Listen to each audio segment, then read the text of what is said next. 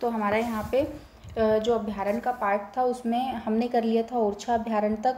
अभ्यारण्य का जो चैप्टर था वो पूरा एक ही वीडियो में कवर करना था, बट पता नहीं कैसे वीडियो बंद हो गया था, तो मैं आगे से यहाँ से कंटिन्यू कर रही हूँ। सो ओरछा अभ्यारण्य के आगे का है ये पार्ट। अगर आपने इसका पहले नहीं देखा तो आप इसको देख लीजिएगा, फिर यहाँ से आपको समझ आएगा कि संजय गांधी डुबरी अभ्यारण्य ये बीच में से क्यों आया, क्योंकि हमने ओरछा अभ्यारण्य तक कंप्लीट कर लिया था। सो उसके आगे के जो अभ्यारण्य 5 अभ्यारण्य बचे थे, 4 अभ्यारण्य बचे थे, वो हम इसमें कंप्लीट करेंगे। ओके, तो ये जल्दी से छोटे से वीडियो में ये कंप्लीट हो जाएगा। सो संजय गांधी डुबरी अभ्यारण्य की स्थापना कब हुई? 1975 में सीधी जिले में की गई थी। ओके, इसकी स्थापना 1975 में सीधी जिले में की गई थी। यह अभ्यारण्य 364.693 वर्ग किलोमीटर क्षेत्र में विस्तृत है।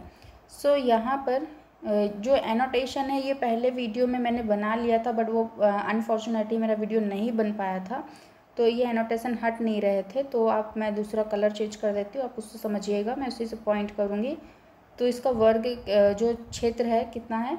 364.693 किलोमीटर क्षेत्र में ये विस्तृत है। इस अभ्यारण्य से गौपद, बनास और सोन नदियाँ प्रवाहित होती हैं। ओके, आगे बढ़ते हैं। संजय गांधी डुबरी अभ्यारण्य यहाँ कहाँ पर है? ये सीधी जिले में है, ध्यान रखेंगे। फिर इस अभ्यारण्य में प्रमुख रूप से बाघ, चीतल, सांभर, तेंदुआ, नीलगाय, चिंकारा आदि वन्य प्राणी पाए जाते हैं।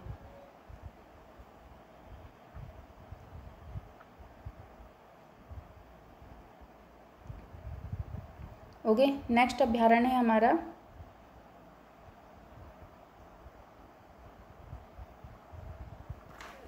हमारा गंगोह अभ्यारण्य। ओके, नीलगाय पाए जाते हैं। बगदरा अभ्यारण्य छूट रहा है, बगदरा अभ्यारण्य।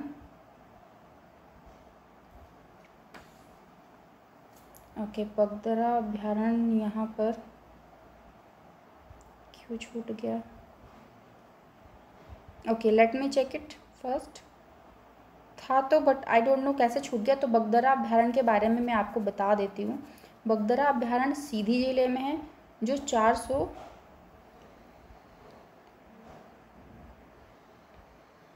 ओके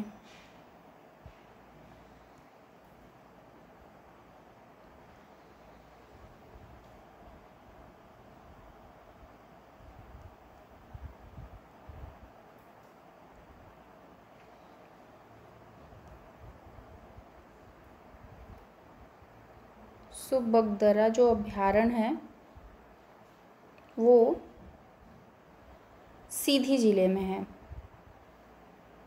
ओके, अब ये लिख भी नहीं पा रहा है, पता नहीं क्यों, इक्विपमेंट सही से काम भी नहीं कर रहे हैं। तीसरी बार में मेरा ये वीडियो बन रहा है। बगदरा अभ्यारण्य सीधी जिले में है, इसकी स्थिति हम लिख लेंगे सीधी जिले में।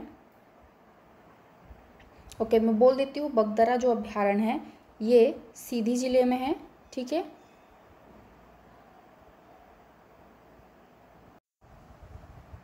सो बगदरा अभ्यारण्य कहाँ पर? सीधी जिले में है।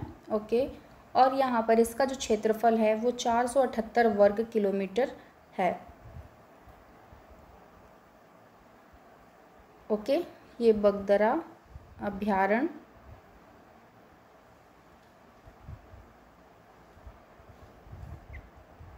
इसकी स्थिति है सीधी जिले में। इसका जो क्षेत्रफल है वो 478 वर्ग किलोमीटर।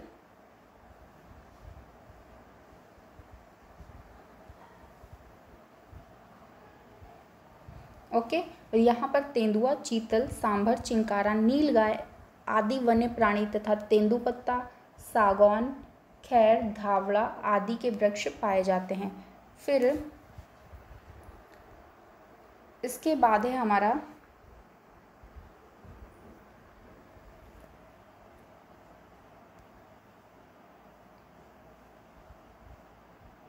तो ये हमने बता दिया बगदरा अभ्यारण्य सीधी में 478 वर्ग किलोमीटर क्षेत्र में फैला है। और इसी के बारे में यहाँ पे थोड़ा सा लिखा हुआ था कि यहाँ पर तेंदुआ भी है, चीतल, सांभर, चिंकारा, नीलगाय आदि वन्य प्राणी तथा तेंदुपत्ता, सागौन, खैर, धावड़ा आदि के ये जो वृक्ष हैं वो पाए जाते हैं। ठीक है, फिर आगे चलते हैं। गंगऊ अभ्यारण्य। गंगऊ अभ्यारण्य पन्ना जिले में है और जो 78.536 वर्ग किलोमीटर क्षेत्र में विस्तृत है। इस अभ्यारण्य में बाघ, तेंदुआ, सांभर, चीतल, चिंकारा आदि वन्य प्राणी तथा सागौन के वन पाए जाते हैं। इस अभ्यारण्य में जंगली भैंसों को संरक्षण प्रदान किया गया है, यानी कि जो गंगऊ अभ्यारण्य है वो पन्ना जिले में है और इसमें जंगली भैंसों को संरक्षण प्रदान किया गया है। फिर इसके बाद है रातापानी अभ्यारण्य। ओके, चालू है। रातापानी अभ्यारण्य जो है, हमने इसके बारे में बात की थी कि लेटेस्ट टाइगर प्रोजेक्ट है। ओके, जो कि सीहोर एवं रायसेन जिले में स्थित है। वर्ष 1976 में इससे सीहोर एवं रायसेन जिले में जो इसकी स्थापना की गई थी। यह अभ्यारण्य 825.907 वर्ग किलोमीटर क्षेत्र में विस्तृत है। रातापानी अभ्यारण्य से बेतवा नदी प्रवाहित होती है। ओके, आगे बढ़ते हैं। इस अभ्यारण्य में बाघ, तेंदुआ, सांभर, चीतल तथा नीलगाय आदि वन्य प्राणी पाए जाते हैं। यह प्रदेश का एकमात्र अभ्यारण्य है जिसे 2014 में प्रोजेक्ट टाइगर के अंतर्गत सम्मिलित किया गया है।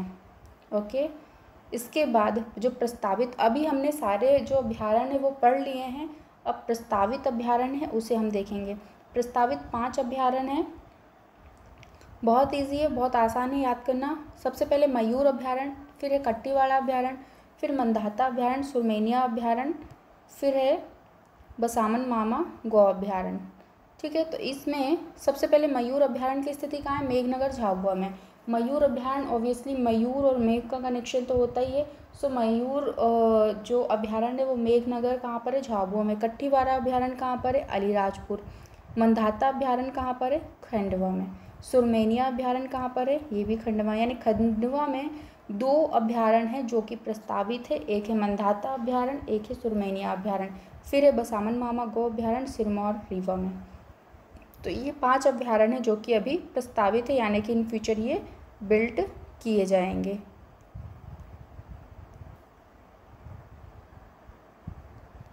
ओके, कुछ स्टिकी हो जाते हैं। ओके, आगे बढ़ते हैं। तो ये हमने सारे यहाँ पे अभ्यारण्य तो कंप्लीट कर लिए हैं। अब हम यहाँ पे थोड़ा सा पढ़ लेंगे टाइगर सफारी के बारे में। टाइगर सफारी से रिलेटेड यहाँ पे गिवन है। मध्य प्रदेश में 2016 में मध्य प्रदेश के सतना जिले में मुकुंदपुर में महाराजा मार्तंड सिंह जूदेव व्हाइट टाइगर जू स्थापित किया गया था। यह प्रदेश की प्रथम टाइगर सफारी है। इस टाइगर सफारी में सर्वप्रथम विंध्या नामक सफ़ेद बाघिन को वन विहार से पुनर्वासित किया गया था। तो यहाँ पे ये जो टाइगर सफारी है ये कहाँ पर है? सतना के मुकुंदपुर में जो महाराजा मार्तंड सिंह जूदेव व्हाइट टाइगर जू स्थापित किया गया है। ये प्रथम प्रदेश का पहला टाइगर सफारी है। ओके, ये जो सफारी है इसमें विंध्या नामक एक सफ़ेद शेर था। इसको वन विहार भोपाल से पुनर्वासित किया गया था। वर्तमान में कानन पैडरी बिलासपुर से और मैत्री बागजू भिलाई से सोनम एवं गोपी नामक सफ़ेद शेर जो है लाए जाएंगे। ओके, तो ये हमने अभी तक जो है इसके बारे में देखा। अभी मध्य प्रदेश मतलब राज्य में पर्यावरण से संबंधित प्रमुख जो संस्थान हैं वो हम देखेंगे। ओके, सो मध्य प्रदेश हम सारे संस्थान आज ही एक ही वीडियो में नहीं देखेंगे। नेक्स्ट वीडियो में मुझे सिर्फ अभ्यारण्य कंप्लीट करना था, लेकिन थोड़ा सा हम स्टार्ट कर देते हैं मध्य प्रदेश के जो भी यहाँ पे संस्थान है प्रमुख पर्यावरण से रिलेटेड। ओके, सो सबसे पहले यहाँ पे प्रदूषण नियंत्रण बोर्ड के बारे में देखेंगे। मध्य प्रदेश में प्रदूषण नियंत्रण बोर्ड प्रदूषण निवारण के उद्देश्य से, यानी कि प्रदूषण को जो है कंट्रोल करने के उद्देश्य से यहाँ पे जल प्रदूषण निवारण एवं नियंत्रण अधिनियम 1974 के अंतर्गत 23 सितंबर 1974 को मध्य प्रदेश राज्य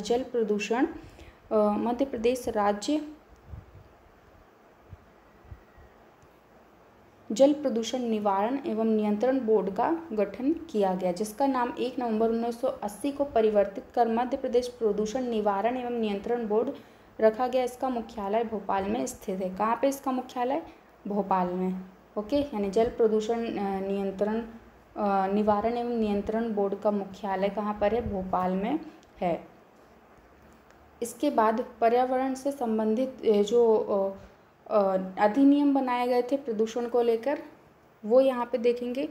सबसे पहले जल प्रदूषण निवारण नियंत्रण अधिनियम 1974 में बना था। फिर जल प्रदूषण तथा नियंत्रण उपकर अधिनियम 1977 में। फिर वायु प्रदूषण निवारण तथा नियंत्रण अधिनियम 1981 में बना है। परिसंकटमय अपशिष्ट प्रबंधन, हथालन और सीमा पारीय संचालन का नियम कब लाया गया? 2008 में।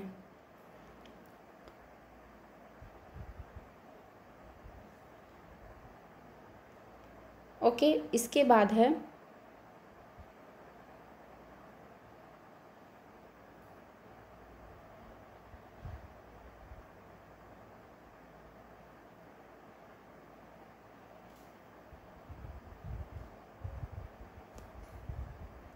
इसके बाद गिवन है परिसंकटमय रसायनों का विनिर्माण, भंडारण और आयात नियम 1989 में लाया गया। जैव चिकित्सा अपशिष्ट प्रबंधन एवं हस्तन नियम जो है 1998 में लाया गया था। ये जो हम यहाँ पे सन पढ़ रहे हैं ये बहुत इम्पॉर्टेंट है। ओके, जो अधिनियम हम पढ़ रहे हैं वो।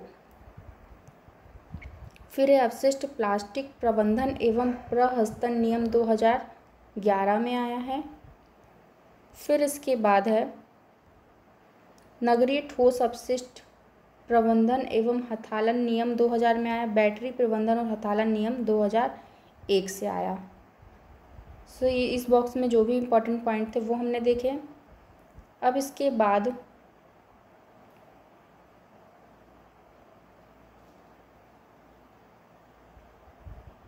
मध्य प्रदेश में, ये तो हमने देख ही लिया है, वापस से इसमें आ गया है।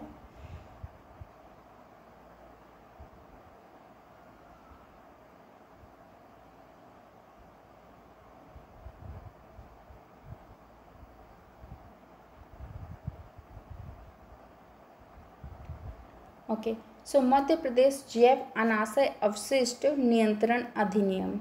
अब इस अधिनियम को देखेंगे। 2004 की धारा 3 में प्रदत्त शक्तियों के आधार पर संपूर्ण मध्य प्रदेश में प्लास्टिक थैलियों के उत्पादन एवं विक्रय पर 24 अप्रैल 2017 से पूर्ण प्रतिबंध जो है लागू किया गया है।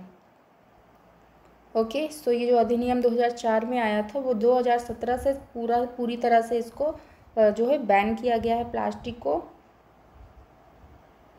फिर इसके बाद है पर्यावरण नियोजन एवं समन्वय संगठन। पर्यावरण नियोजन समन्वय एवं संगठन की जो स्थापना है वो यहाँ पर 5 जून 1981 को आवास एवं पर्यावरण विभाग के अंतर्गत एक स्वशासी संस्था के रूप में की गई थी। यह संगठन पर्यावरण से संबंधित परामर्श कार्य एवं पर्यावरण के क्षेत्र में विकास एवं संस्थाओं के उत्थान के रूप में ये कार्य करती है।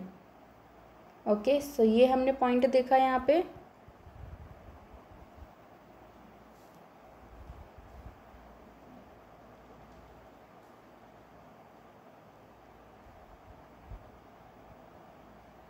ओके, आगे बढ़ते हैं।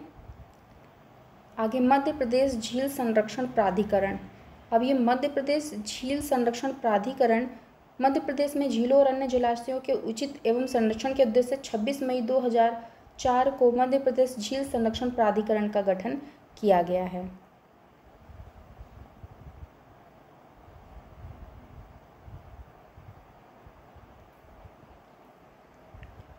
Further Japan bank for international cooperative की सहायता से भोपाल के बड़े तथा छोटे तालाबों में वर्ष 1995 से वर्ष 2004 तक भोज वेटलैंड परियोजना का क्रियान्वयन किया गया।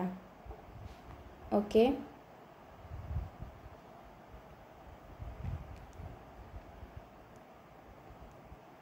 इसके बाद है अंतर्राष्ट्रीय रामसर समझौते के अंतर्गत आर्द्र भूमि की सूची में वर्ष 2002 में राजा भोज झील भोपाल को सम्मिलित किया। यानी कि जो रामसर साइट्स हैं, जो इंटरनेशनल रामसर साइट्स है उसमें किसको सम्मिलित किया गया? 2002 में राजा भोज झील को भोपाल में जो है उसको सम्मिलित किया गया। ठीक है, इस पॉइंट को भी यहाँ पे हमने देखा। ये अलग से इम्पॉर्टेंट पॉइंट्स है जो कि हमारे एग्ज़ाम के लिए इम्पॉर्टेंट होते हैं, जो कि हम पढ़ते नहीं हैं, वो मैंने यहाँ पे इंक्लूड किया है ताकि हमारे कोई भी पॉइंट्स छूटे ना। ओके, अब एक और पॉइंट बस हम पढ़ लेते हैं यहाँ पे।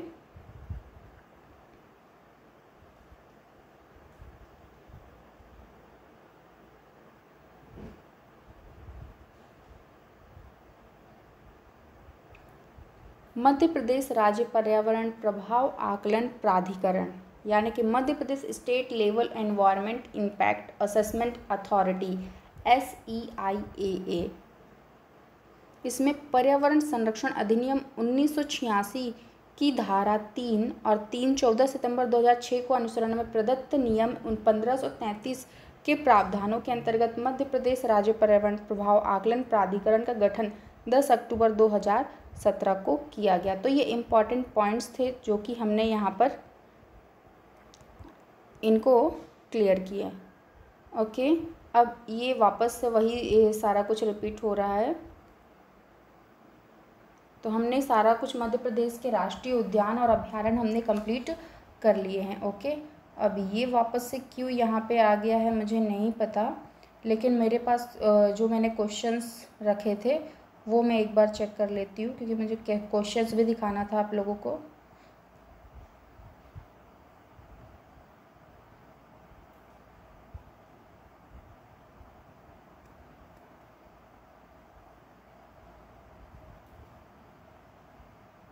ओके, ये यहीं तक आ रहा है क्वेश्चंस, पता नहीं कहाँ चले गए। ठीक है, कोई बात नहीं। क्वेश्चंस में नेक्स्ट जब मैं यहाँ पे जो नेक्स्ट चैप्टर रखूँगी, नेक्स्ट टॉपिक रखूँगी, उसमें मैं क्वेश्चंस जरूर इंक्लूड करूँगी। मैंने 3 क्वेश्चन रखे थे, 3 क्वेश्चन में मैंने जो रखे थे वो मैं यहाँ पे बोल देती हूँ, तो आप लोग मेरे को कमेंट बॉक्स में कमेंट करके बता दीजिएगा। ओके, सबसे पहला क्वेश्चन है, मध्य प्रदेश का प्रथम राष्ट्रीय उद्यान कान्हा किसली किस वर्ष में स्थापित किया गया?